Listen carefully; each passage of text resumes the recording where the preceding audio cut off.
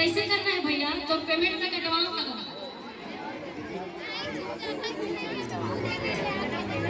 ऐसा दीदी मन के ऊपर आरोप नहीं लगाना। नारी शक्ति ला समझत नहीं, बताए की जरूरत है। कैसे बोला एक मन से थोड़ी उकारू चाहिए, बोला तो ये नाम में उकारू चाहिए। ये भाई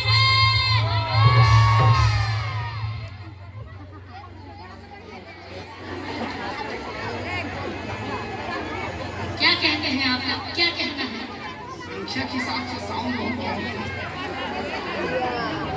और तभी ज्यादा ही जब भैया